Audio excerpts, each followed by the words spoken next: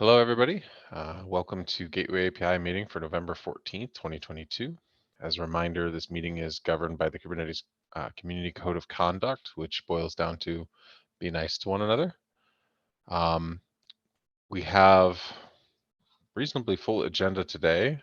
I might see new names. I'm not really sure if anybody wants to take a minute to introduce themselves or just kind of say hi and talk about what they're doing and why they're here and stuff like that. Feel free. I'll give a couple seconds for that. Otherwise, we'll get started with the agenda.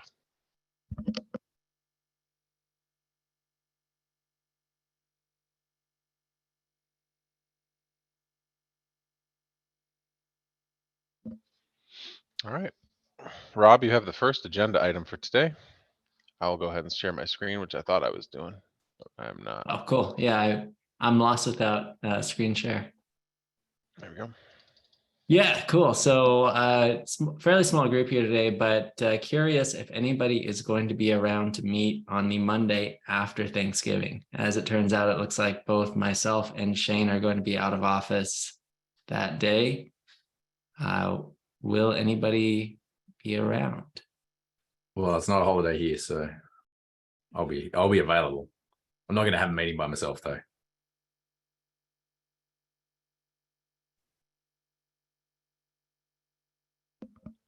Canceled? Sounds like it. Maybe. Ad hoc? I would join, but I'm probably not super key. I mean, we can have a meeting and people can just come and ask questions. Like that'd be fine. Like I don't mind at all. Yeah, I mean, honestly, I mean, I missed everybody, unfortunately, at KubeCon because I got stupid COVID. And I do have some real generic questions about how to get more involved and, who's interested in egress and service provider and, some sort of orientation stuff. So if there were a less attended meeting for me to just kind of talk about that or ask questions, I wouldn't mind it. Okay, well, let's leave it on then, and I'll host that one. Sounds good. Yeah, that's great. We'll record it. It will be good. Yeah, that's great. We've had full agendas for a long time. So it'll be great just to go through anything that we haven't had time for, just random questions. We used to have an office hours meeting. This seems like it'd be a great purpose for that. Thanks, Nick. Yeah, thank you. All right, this is just an update on something that I brought up last week. So I started working on for the Bleaks project, which is a sub-project of Gateway API that we're working on right now. Rust bindings for Gateway API. Linkerd also had these, but I had a Zoom with them last week, and we kind of discussed like if they're married to it, like what they want to do with that. Ultimately, they like the they're doing those by hand, and they do like the generated approach better. So in the future, I'm going to continue to kind of push for this, but we look like we, and the one issue that was missing for HTTP routes to work was now fixed in Copium, which is the generator. So we're in pretty good shape, and there's a new patch release I just put out last week, and we're using it. As far as the trajectory goes, Rob and I are talking with the kubeRS CNCF group. So kubeRS is Rust Kubernetes API clients and stuff like that. There's an org for that, and we're considering putting it in there rather than Kubernetes SIGs. So we'll kind of keep you all up to date if we decide to actually adopt this as like an official bindings, but that's what we're kind of aiming for right now. Candace, is she here? Yes, can you hear me? Yeah, I can hear you. Okay, thank you. So I have a lot of questions that I added on here, but we don't actually need to spend this much time on it. I'm just want to refresh what's going on with the backend capabilities gap. Figure out, am I supposed to be doing something that I forgot about? Or help with what might need to continue with that. Let's see. So the question about can we separate service mesh concerns from north-south gateway concerns, I can delay that until another time if it's going to take up too much time today. I think it's probably fine to talk about this now, but Dave, you've got your hand up. Hey, how's it going? Just a quick question because I've been meaning to read the GEP. What's the current status of backend capabilities right now? It's proposed, and Candace has done a PR to put an implementation in the GEP, and then we had a whole bunch of spirited discussion on the GEP on that implementation PR that has kind of stalled for the last while. It's actually, so Candace, you haven't forgotten to do anything. This one is actually on me. I haven't gotten to it. The last action was that I was supposed to go back and update the original GEP with a bit more info about what we're trying to do here and why we've done it this way. The more that I have thought about this, though, and to sort of address a couple of your questions, Candace, the more I've thought about this, I think that I've made a mistake here by trying to make this too generic. There's too much crossover into service mesh land. This thing was originally intended as a purely north-south exercise, and a way to handle the use case of someone saying, I am running a process inside my pods that has a TLS cert, and I want to be able to expose it on a gateway. And I want the gateway to be able to talk TLS over the wire to my thing, right? Like, I don't care about service meshes doing magic MTLS. I don't care about any of that stuff. I just want to be able to make my thing that I already have work. So I think that I have made a mistake here by making this by trying to make it more reusable. And so it has ended up running square up against the fact that a lot of the stuff that we're talking about here has a confusing amount of overlap with things that you talk about in service mesh, like particularly the sort of the service mesh generated MTLS. I think John made a good point when we were talking about that on the Gamma stuff, that he is of the opinion, and I agree, that we shouldn't have the MTLS stuff described in the API. That should be an implementation detail for a service mesh product. But I think the thing that I failed again here on was that I wasn't clear enough that this is about when the process running inside the pod has TLS certs, what do we do about it? Right? Like, that's the thing that we've been trying to solve here. And I think I went too generic. So I think so it's on me. The actions have been on me. I also have a bunch of other stuff on my plate, and this one I haven't been able to get to it. So I'm sorry. I know you really want to get this into this release, Candace. So yeah, like I said, I'm sorry to have held this up. Just to follow up. I thought there was also discussions about protocols as part of the backend. Is it properties different from capabilities? Well, that is one of the questions that the PR has run up against, is like, what do words even mean? So I think that that's why I'm kind of thinking that maybe we're better off retargeting this at something smaller. Bowie, you got your hand up.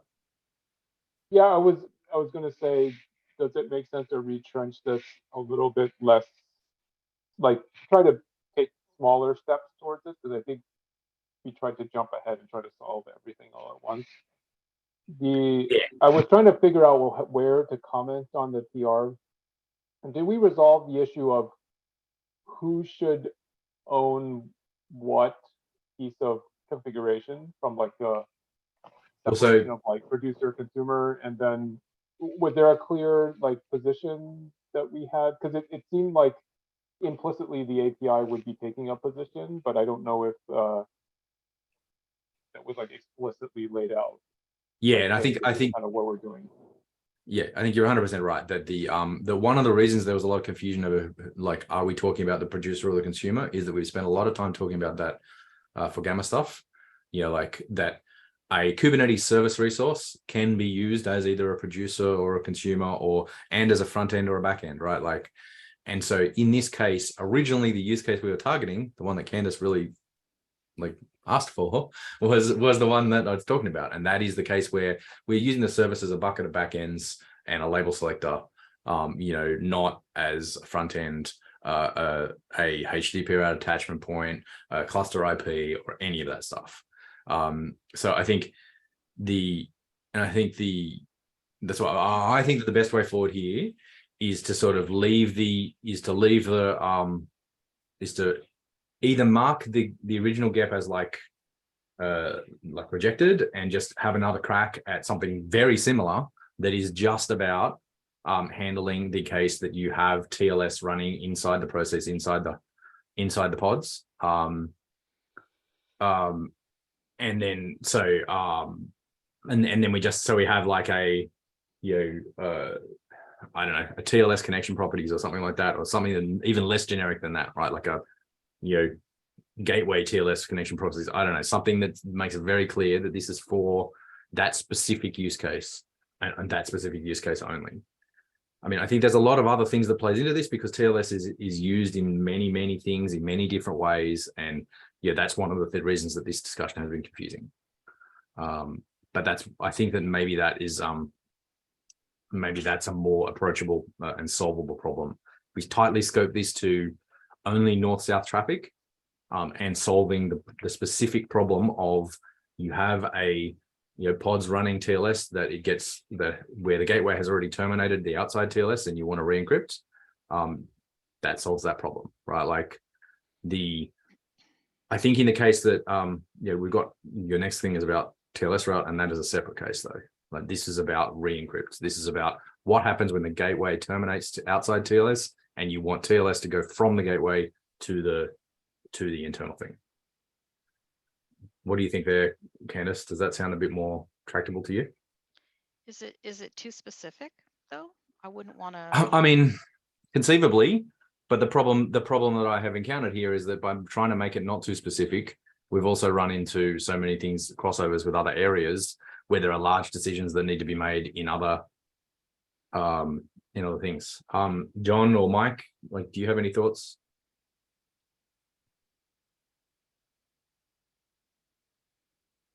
I would ask Costin, but he doesn't seem to be here. I'm not sure. Yeah. So, like, I mean, I think part of the problem is that this discussion has very much run squarely into, what happens when you have a backend properties attached to a service that also has a HTTP route, or like attached to it, or what happens? How is this relevant when you're using in the service mesh context? And so what I'm trying to do here is to say, okay, there's a very clearly defined use case for the north-south context that is currently a big hole in the API. Let's just try and close that up for now. It'll at least be an experiment that we can refer back to and see how it goes. I mean, it's going to be, Candice, there's going to be an alpha API probably for this release anyway, but it at least will be, something that then we can like write some conformance tests about and do a bunch of other stuff about like that to get it ready for being a beta API. Maybe we do it and then we choose not to go forward with it and we do something else. But like this way we've at least got something started. Yes, Shane. Do we have an issue tracking that one specific bit, like something codified that says like the bucket of the backends bit that we want to do and specifically the TLS part that you were just talking about? Is that in an issue somewhere, or is it inside of something else? I can't remember. If it is, I would just say action item from this would seem to be, if nobody's strongly opposed to Nick's approach, I would say the action item is make sure we have that in an issue and then track that and start working on just that little bit. I have it in a discussion. Yeah, that's right. Yeah, there was Candice opened a discussion and I was sort of like, oh, I'm thinking about a more general way to do this. Yeah, let's try and solve it in a more general way. Dave. Just a question. Does Gamma subproject refer to multi-cluster or traffic within a cluster as well? Like, could, for example, this backend capabilities be consumed by like services hitting each other within the cluster? Or is that like, is it, I'm just trying to figure out like, is that a Gamma thing or not, et cetera, et cetera. Mike?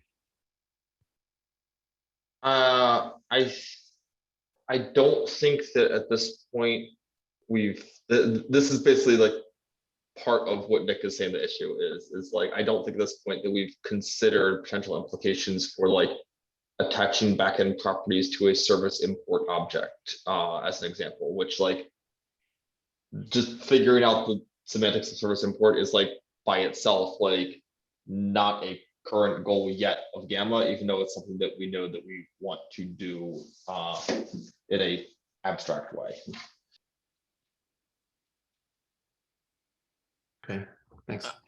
I think just to follow up a little bit more on Bowie's question or comment in chat, it seems like one of the ways we could, I think we all agree we need smaller incremental updates to have any chance of moving this forward, because everything seems fairly contentious. We're not sure exactly where things belong, how they fit, and we keep on running into different barriers, whether that's how does this work with Gamma, or what roles, like lots of different questions. And I'm kind of curious if we can take a step back yet again, I know, but to identify the roles that, basically the key roles that are involved here. Who do we expect to configure this specific property? Who do we expect to configure this property? That's been so critical. It seems like right now we're struggling to understand, one, what we're trying to configure, and two, where that should be. And we've gone so heavily into this role-oriented model, right? Of this specific role maps to this specific resource. And I don't think I clearly understand how these bits of config that we want map to those roles. So even just like, if we just take small PRs to kind of like adjust and say, here's, we know we want this thing. We know we want these people to be able to configure this. And we know we want, just agreeing even more in more detail on the specific requirements could help us get a little bit further. I know this has been a really challenging thing to move forward, but I'm thinking just like if we can get a few more baby steps in, that may help us with the further design. I don't know. I agree with you, but I think that was one of the contention points, was whose role is it? Because I mean, that depends which, it depends. So I started the conversation with noting that everything else about termination is set in the TLS mode types. And in this is one kind of termination that we cannot set in the TLS mode types. And we determined, I am not 100% sure why we determined that, but to me, it seems more natural to set up the re-encrypt termination in the same place that you would set up the regular termination or the pass-through termination. But I think you guys said, I guess like everybody was in agreement that that's not the case. I think the interesting thing is talking about this from a re-encrypt perspective versus decoupling the two, because technically speaking, the communication from the proxy to the backend and the communication to the proxy are actually they're actually not connected to each other. I mean, sometimes they are, but from a like, if you think about it, right, like why does how you terminate a connection, which is from your clients to you, dictate or are related to how you communicate further on to your backend? They probably shouldn't be coupled together. At least you can imagine setups where they are not. Like, Y- what example? I mean, is that mostly a service mesh case where they are not coupled? So I can give you some concrete things from just my own previous experience. Like you have SSL termination on the front, and then you have plain text in the back. That's a fairly common one. Or you could have encrypted, but with a totally different trust domain. Yeah, I Again, think it's that's fairly common, I've seen. I think that specific use case is the one that I think we should clarify, at least from my perspective. I'm not saying that the same configuration, the configuration from gateway to backend, shouldn't exist at the kind of around the same location as TLS mode does, just that it should be a different field if it exists in the same place, right? So what we're saying right now is that the existing mode that we have is describing connections to the gateway, and then connections from the gateway to the backend are somewhat different, right? You could have any number of combinations, and you could re-encrypt is basically you're representing one possible combination of that. But let's say that you're serving on port 80, but you still want to encrypt traffic to your backend from gateway to backend, then you need like a encrypt mode, I guess, right? You need some other. So basically, if you can decouple how those are configured, that feels good. But I agree that the same general location and the same general means is effective. I just think a separate configuration for that extra hop could be useful. But there's a lot of hands, so I should yield my time.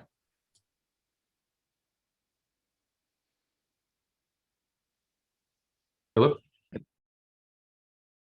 Yeah, so my specific concern is mostly around communication service providers, like people launching 5G. And so I think the talk about the roles is really important, because in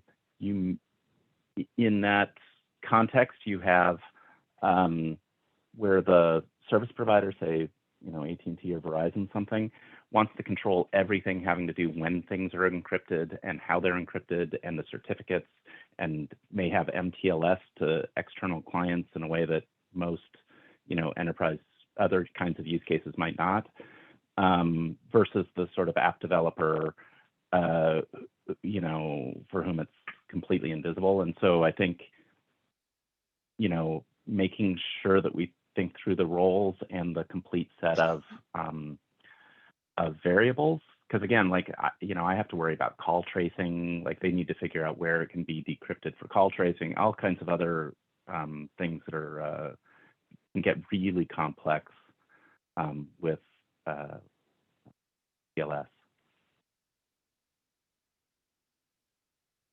Yeah, okay. I think that this is also run afoul of the fact that TLS has a number of confounding things in the way that the listener is designed. TLS also has the protocol field and the TLS mode field, which, like, I consider huge mistakes in the API. We completely screwed that up because that makes it really confusing, right? Like, so we've also got the documentation that you mentioned in the next one about, like, in the summary table, like, TCP route can be terminated or and it doesn't mention pass through. And that's because, for example, for TCP route, conceivably you could have a TCP route that, like, a listener that terminates TLS for some arbitrary TCP stream and then forwards the TCP stream on, right? Like, that's the use case that is capturing. But in the case that you want to pass through TLS on a TCP connection, you just don't do anything. You just have a TCP route, right? Like, you just don't inspect it because the TLS route is not being used for routing at all. And so that's why I've emphasized in a number of places that I think the most important thing to remember about when you're passing TLS through a gateway is, like, what are you using to route the traffic to the back ends, right? Like, are you using the HTTP properties? In which case, it has to be unzipped. It has to be decrypted at some point. And so maybe you will then want to re-encrypt, which is the thing that we're originally talking about. And for a TLS route, you're using the SNI to only, but you're not actually unzipping generally the TLS stream. And in fact, unzipping the TLS stream in the case that you're using a TLS route, like, it's conceivable you might want to do that, but, like, you're kind of missing out then. Like, not doing HTTP route in that point is, like, weird, because, like, you'd almost be better off just forwarding it straight through to the place where it's going to go. So, and I think that a lot of the reason I'm mentioning this is that a lot of this discussion has really run afoul of the fact that there are these sort of slightly confusing concepts about TLS in a bunch of places in the API that we've never come back and sort of rationalized or talked about. And so I think that the point that I'm trying to make is that, yes, it is very useful to sort of write up the use cases that we're talking about, who's making the changes, who owns that config, and then that will help us figure out like where that config should live. I hear what you're saying, Candice, that like to some extent it makes sense when you are a gateway implementer. It really makes sense to think of the re-encrypt as being like a listen to level setting, right? Like you want to terminate here and you want to re-encrypt all the settings there. But like the reason that I haven't gone for that in the past is that generally the person who's controlling the certs that you're using for that re-encrypt is not the gateway owner. It's usually the person who owns the service that the pods, not the service object. A lot of the time that's the same person, but it's the person who owns the processes running inside the pods. And so I think that's where I agree with everyone. And I think what we got to do is go back again. We're going to write down all these use cases around TLS and what we're talking about when we say re-encrypt and when we say like pass through and stuff like that. And I think that this discussion will probably help like define some stuff about like what TLS route is and clarify some of these things that are unclear in the next agenda item as well. Because yeah, I think so. When we conceived of the sort of the protocol and the TLS mode originally, that was when we didn't have such a good sort of definition of like what a HTTP route did versus what a TLS route did versus what a TCP route does. And we didn't have gRPC route at all then. And so I think that I think that writing down some of these use cases and being like, in this case, you use this, in this case, you use this, in this case, you use that. And sort of trying to be exhaustive about it may help people have a better understanding of what we're trying to achieve with the work that Candice has been trying to do. Sorry, Rob. Yeah, so I just a quick time check here. I know we're well into this discussion. It's been really helpful. I just want to make sure we get to the rest of the items. Yeah. While we're here, do we have a clear understanding of what the next items are? I know, Nick, you said you have. Okay, go ahead, Shane. Yeah, sorry. Sorry. I was going to time check it, but I was going to say it sounds like the next action item is we've got a redo of the GEP, but another action item is that redo, whatever it ends up looking like, needs to have the exhaustive list of use cases kind of figured out a little bit upfront. Like user stories need to be kind of upfront to help drive this. Yeah, and I would argue that I don't know that we need to call it a redo so much as just iterating on the part of the GEP that has merged and like small pieces at a time. These are the specific use cases. You can add, like, it doesn't need to be an exhaustive list of use cases. Everyone can just add a use case as they come up with it. But again, just trying to get small pieces in so we have a clearer picture of what we're trying to solve. But you still want to use the notion of a backend capabilities? Yeah, I think that's why I think that not doing PRs to the GEP is actually going to be like, I think it might not work, Rob, because we're kind of, part of what we're doing here is kind of saying, hey, is backend capabilities the right way to solve this? Is it too generic? That's one of the questions we need to answer here. And so I think we got to go back to Google Doc again. So I think what we need to do is I will post this meeting. I will start a Google Doc with like the use cases I can think of, the use cases I can think of, and then my suggestions, and I will put my name next to my suggestions for how I think we should handle the use cases or how I think we should conceive of the use cases. So I'll set up the format of the document and stuff so that we can gather people's ideas about the use cases, and then I will make it well editable so that people can add in their own use cases. And that way, Philip, you can put some information in there about the sort of use cases you're talking about as well, so that we can make sure we're not missing anybody this time. I suspect that what we're going to need to do, so Candice, I need to be upfront with you though. I don't see that. I don't know if we can get that in as part of the API. Like, it's going to take a little while for us to do this. We might be able to if we can all sort of, go pretty fast on pulling these use cases together. But like it's going to be hard to get this done in like the next month or so. I would add on top of that I think we can start pushing those that for these releases not to take so long and for like just something like just that to be a release in Yeah. the future so that you don't have to be worried that we're talking, 6 months or more for you to get your release. Yeah. I think so. This particular release has been held up by a few factors, like the big status rewrite and a couple of other stuff like that. So we're hoping that we should be able to make like more regular, faster releases now that we, don't have as many things in train. Yeah, we anyway, tried to break this one up, but it's too messy. So we're Way gonna too just messy. finish this one and then hopefully we're gonna get into like these more small iterations. Okay, so there we got some action items for that. Good discussion. Actually, it's just really the one action item, all things considered. Yep. Let's move on to the next one. So talking I about just- TLS route. Sorry, I just wanted to make sure. Does So somebody have a to hand up? proceed on this, Nick is going to create a doc. Is that where all the Yes. discussion will be? I just want to make Yes. sure because if people comment on random places, then it might not get picked up.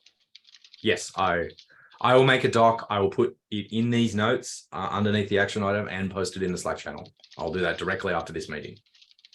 And just to clarify, what happens to the existing GEP PR? It depends on exactly what comes out of the discussion on the use cases. So like I think that it depends on if going forward with backend capabilities is viable or if that is too big a chunk to chew. So I think that's my feeling anyway.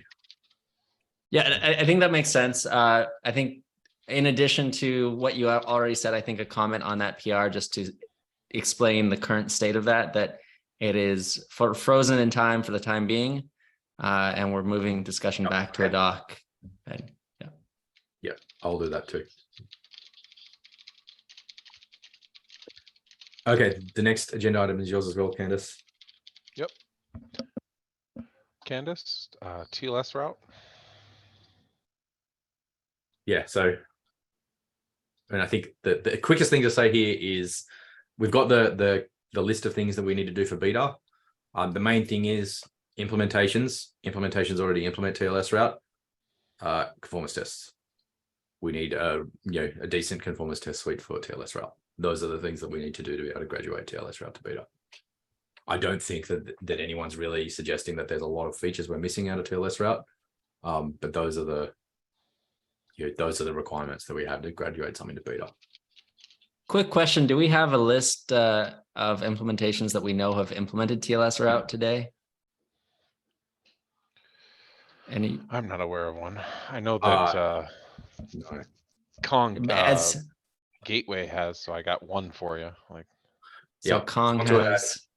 Contour has. I'm pretty sure Envoy Gateway has as well. Go ahead, Richard. Traffic Director has one as well. Okay, Istio. great. Traffic did.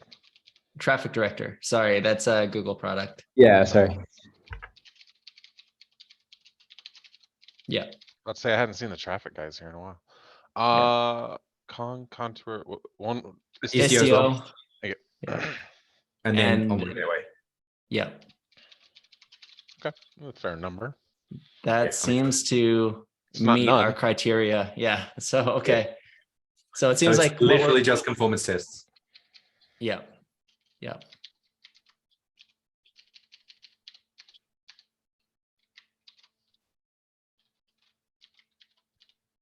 Okay.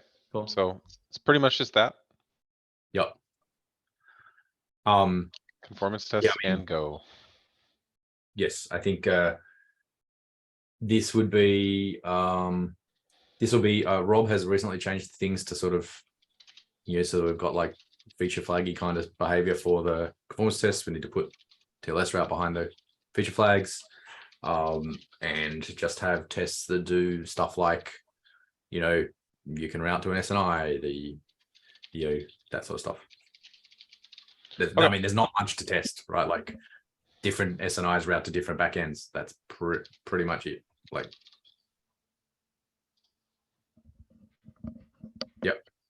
Yep. Yep, I'm gonna take the action item to just make sure that we're actually tracking this properly, take a look over what we have and make sure we have issues and stuff that are actually tracking for a release for this. I'll probably just put it in V070, but again, we'll kind of bucket things in there. The things are a little bit bucketed in there, but we might spread them out so we can do more iterative releases. So don't be afraid if you see like a ton of stuff in Yeah.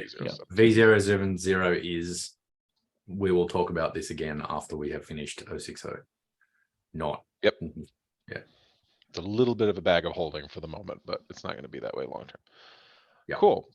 Candace, with that conversation so far and that action item, do you have anything else that you'd like to bring for this agenda item? Like anything else you'd like to talk about? I'll look around. I think there is there is already an open request for conformance tests on TLS route. Yeah, I was just and, going to look for that myself and just make sure it was in a milestone.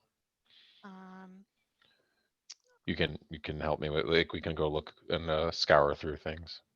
I'd like to say I can take it, but I don't know if I have the chops for it at this point. Okay. I'll take a Even look if at you this just week. want to take like one little bit of it, I can help. We can help break it up into like separate issues. It doesn't have to be one issue. Right. And I think Rob found it, so I'll go ahead and. Yeah, that's all I'd like to say about that. Thanks a lot for pushing it. Appreciate it. Yep. Yeah, thanks, Candace, for poking us about it. Thank you. Yeah. It'll be really good to move TLS route to beta. I agree.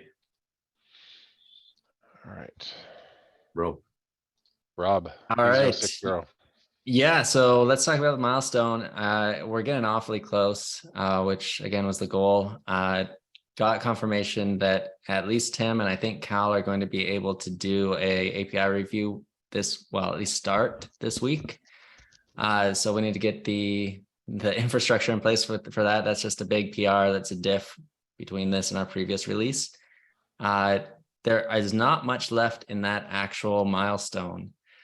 So if you look, I think there's an issue and a PR that are about to close. The partial acceptance one, I think we can probably just pull out of the milestone. I put it in there because it's a little bit related to the status. And it's not okay. great. It's like a single conformance test. So it's actually it's like literally a single conformance test. What is the okay? So I see. It's literally just like, Mike has spec'd the issue very well here. Like, okay. This is actually almost a good first issue for if you want to have a crack at doing a conformance test. Okay. But if you're going to do it, like, yeah, this should be pretty well defined on requirements. Yeah. All right. So I missed this one. Is there anyone on this call that feels like they'll have time to work on it this week?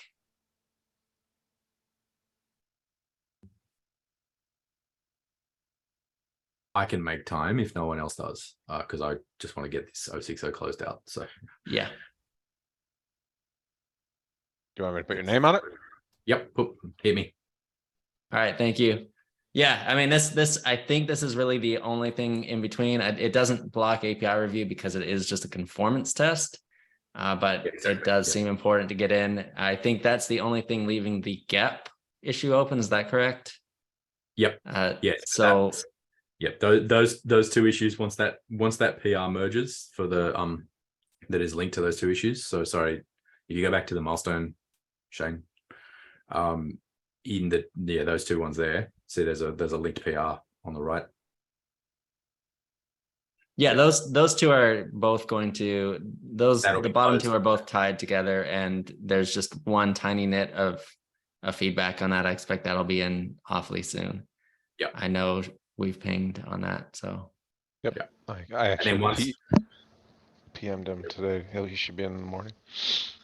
Yeah. So once those two are done, I think we can close out the conditions and status update gap. And I mean, this conformance test is really the last little tiny piece of the conditions and status update gap.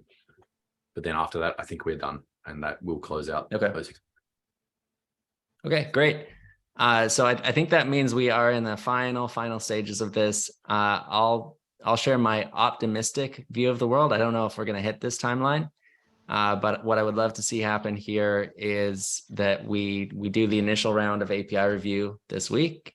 If there is nothing that seems like a significant critical blocker that's going to require significant changes, that's usually enough for us to release an RC. So we may be able to release a release candidate early next. Thanks, Shane. Just waiting. We Just may waiting to put in the number. we may be able to release a release candidate as early as next week. It's the week of Thanksgiving, so in the US. So we'll see what happens. But my optimistic view is there's a chance. I'd love to get that in. After the RC, we let things soak. We do the final review. There's certainly going to be tweaks at least that come out of this final review. And then best case scenario, I'd say final 060 releases early December, sometime in December.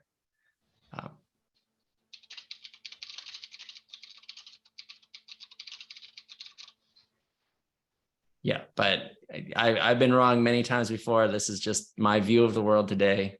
And again, help from everyone to address any issues as they come up from SIGNet API review would be really helpful. And especially thanks to Nick for getting that last PR in. And yeah, I think we'll be good. I think one question that I feel like maybe we didn't quite answer for Candace earlier was, is there any chance that if we do the conformance test for TLS route, we would move that to beta for 060? I think what one of our requirements, but I wanted to ask the questions. I think one of our requirements for graduating to beta is not just that we have conformance tests in place, but that we have multiple implementations passing those conformance tests. Cool. So that rules it out. Yeah.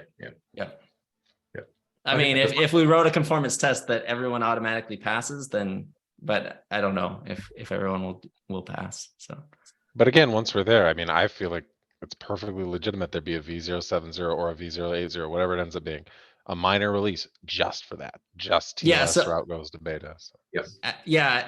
Another thing that's really top of mind for me is redirects and rewrites. It's in the same state. It just needs a conformance test, and we need to show that implementations are passing that conformance test, and then it graduates. So I feel like that bundled with TLS route is a pretty easy 070, and I'm a big fan of smaller, faster releases. Yeah, sorry, this schmozzle of it being a long release is on me, but I'm pretty sure you'll all thank me later that we don't have to do this again. Yes.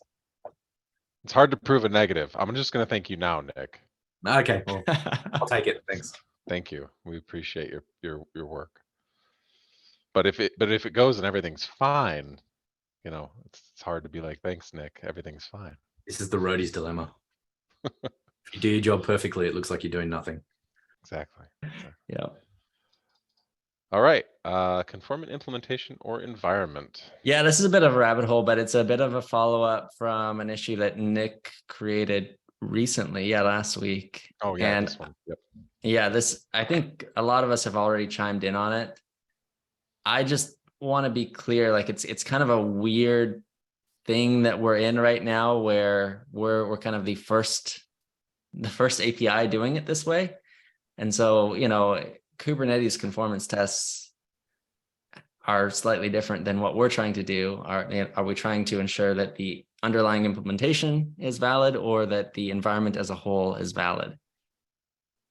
I don't know, but we haven't clearly defined that right now. And this specific issue, if we go ahead and implement it, takes us squarely from ensuring that the implementation is valid to ensuring that the environment is valid.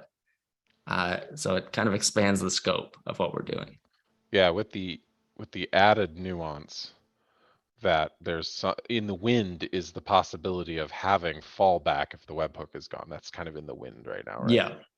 Yeah. I mean, fallback logic that is conformance tested if the webhook is missing is kind of part of the question here. Right. Part of why I ask this is if we do this, we also kind of prevent ourselves in the future from adding any kind of test that ensures that the controller itself behaves okay if invalid configuration exists. I I think you've got a good point there, Rob. And I actually was thinking that conceivably, in my mind, the tests here could be, some sort of either or test where it's like try and apply an invalid object, and either it gets rejected on apply, or it gets accepted and then has a status update that is mandated in the conformance, right? In my mind, that still meets what I wanted to get out of this, which is that invalid objects don't do stuff. That's the thing that we're trying to end up with here, is that if you have invalid objects, everyone handles them similarly. I think we all agree that it's far better UX than an invalid object never makes it into etcd. But like Rob is 100% right that there are ways that you can get around a webhook not running, or race conditions or whatever. And so having a standard way that implementations have to handle this would be nice. I will put a comment to this effect on there, but yeah, my thought is, hey, my proposed plan is something like, hey, what the end state that I would like to end up with is that we have a conformance test that tests, does this get accepted? If it it shouldn't, but if it does, then does it get its status updated in a certain way? And we do another small update to status to be like, if there is something that the webhook would normally block that is true on this object, then this status update should happen. In order to make that easier, what I would suggest we do is that we do the stuff that I think John mentioned somewhere, that we take the webhook thing and make it a properly exported package, such that there's a validate method that you can call on a resource and have it be and have the same logic that the webhook runs give you a yes or no from inside your implementation.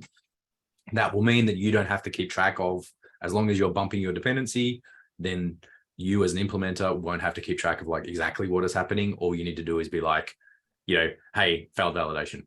And then the webhook can either test that the conformance test can test either that the webhook just stopped it from going into the API server, or if the webhook is not running, that the implementation said that failed validation. And that way we're covered either way. I will put a comment on this issue to that effect, but I just wanted to put this here so people had time to think about it. Okay. Yeah. Okay. Yeah. I mean, I think that makes sense to me. I can be fine with either approach. I tend to lean towards the approach you just suggested, but yeah. I think that's safer. It leaves us the most possible room for flexibility, and yeah. Let me play devil's advocate just real quick for a second then. How cranky does it make people to think that we might want to come up with a mechanism that says your control plane implementation must check and verify that validation is happening before it pushes configuration, before it accepts routes? How cranky does that make people? How would it check that? I'm not necessarily worried about that right now. So I mean, practically how it would check that is it'd have to run the same logic as the webhook, and then so what that would mean though is that the implementation would also need to be a validating webhook. It would just mean that you'd have to, because the only way to stop stuff showing up in the API server is a validating webhook, right? That's the only way that you can have it never show up in the API server at all. That's why I was like, hey, if you don't, well, I'm not necessarily suggesting we need to do that either, but just is there any appetite for that alternative? I'm not sure I have any. I'm literally playing devil's advocate a little bit here. Yeah. I definitely brought up the suggestion that having, I wanted to, and I did bring up the suggestion in this issue about having the webhook kind of be a required component. Certainly sounds like it has its advantages. I mean, you basically get that for every other API, right? Yeah, I mean, core. So I think we should definitely document that is required for a conformant environment, but that whether or not a controller is always running in conformant environment is kind of unknown, right? So we're just being clear, at this point, we're making the distinction that just so I'm clear, we're making the distinction that, yeah, if we were in tree, we would just know. Yeah. Yes, because so there's no, and the other thing is requiring you to run an external validation webhook means that the network needs to be up before this stuff can work, right? And so if you're say running something that handles gateway API that's also a service mesh, like me, then you can end up with weird dependency problems where you have to be really careful about when you start the CNI and make the network available versus when you start reconciling like network objects and stuff like that. Whereas with the API server, the validating stuff is built into the API server, so there's no sort of network hop required. So yeah, I think the fact that we're out of tree and that validating webhook needs to be like an extra service that requires the network to be up means that there's some people are just like, I don't want to run extra webhooks. They're hard and they can go wrong and things can get weird if they're not there. And like, I think Rob has a very good point that sometimes people do. I would love to be like, no, you got to run the webhook or your gateway API installation is no bueno. That would be great. But I think Rob is 100% right that practically, I don't know if we can say that. I'm with you guys. I mean, I'm honestly leaning more on your way, but I just thought might be worth talking it out a little bit. Okay. Yeah. So I mean, I think I should stop us there though and be like, does anyone else aside from the three of us have anything to say on this issue? Yeah, that's kind of what I was hoping, is we'd get more conversation. Yeah, I guess I'll answer that and have my own question. Personally, I think it makes sense to validate that there's some validation. Does that make sense? Mhm. My one question I had was, I got some kind of bits and pieces of this, but I figured to ask directly. I sent a PR to Istio to kind of embed the validation logic because there's a fixed cost to running a webhook, and like we already pay that cost, so it seems logical to add an option. Does that seem reasonable to people, or is there some reason we shouldn't do that? Okay. Yeah, Kong's considering doing the same thing. Yeah, okay. if you're I made it running off validating by webhook, default.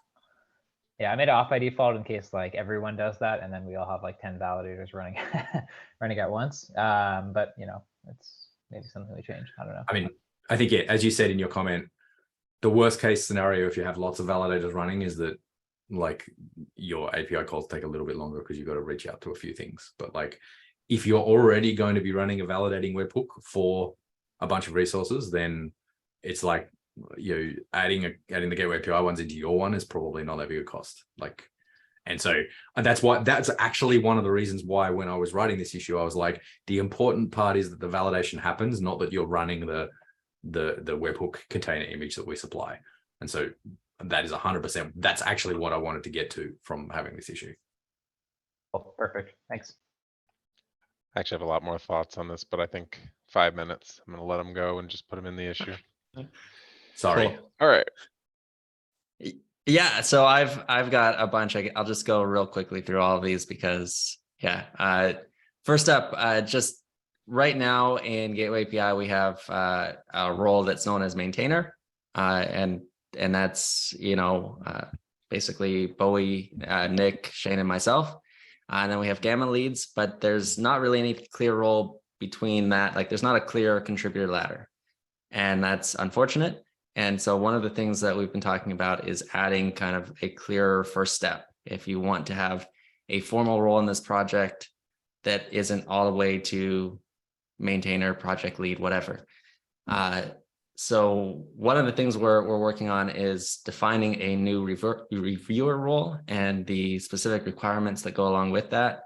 We've got lots of room, tons and tons of PRs and activity that we could use help reviewing. So just keep that in mind. We're trying to think of ways to get more people involved and recognize all the contributions that are already out there. But yeah, we do want to have a clear ladder and progression from reviewer, approver, maintainer, so there's a clear path.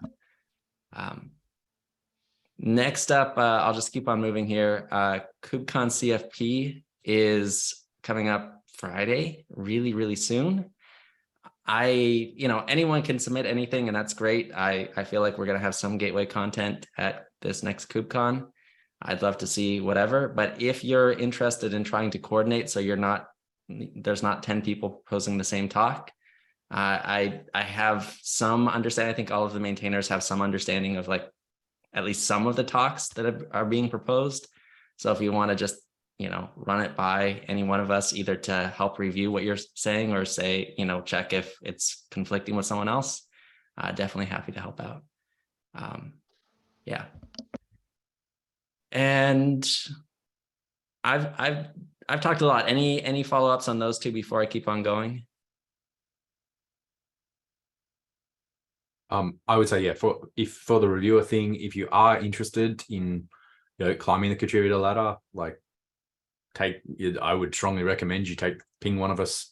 If you don't want to talk about it here or on the public channel, then ping one of us privately and sort of say, hey, I'm interested in climbing the ladder, and I think it should look like this, or or even just I'm interested in climbing the ladder means that then once we have this, we can come back around and be like, hey, we made it so that you need to do this.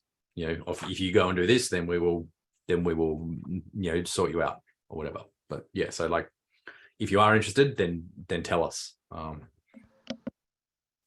Yeah, for sure. Well said. And then the last thing I had on the agenda was if this is a big topic, so maybe just comment on this if you're interested, because this is a big one. But if you have, I feel like other people have mentioned this before, but the idea of just a single field somewhere on Gateway that you can redirect HTTP to HTTPS has been requested. Right now, you have to attach an HTTP route to a listener on port 80 to redirect to 443, which is not as easy as it could be for something that 99.9% of people want. Just throwing that out there, trying to, gauge interest level in that. Maybe just comment there for now. I haven't even created an issue, but yeah, we're past time. And the very last thing that Shane just had up is this one, which we're also way past time to discuss in any meaningful way. But we want to have conformance tests on multiple TLS certificate routes because we said one specific aspect of it needed to be done the specific way, but we haven't defined the rest of it. We have no clue what it means to define multiple certificate refs and how that should be implemented. So please take a look at this one. I added a comment or two, but I'm really just looking for some broader feedback of people that have actually implemented this and have ideas on how we should support this. Because right now we just don't have any guidance. Yeah.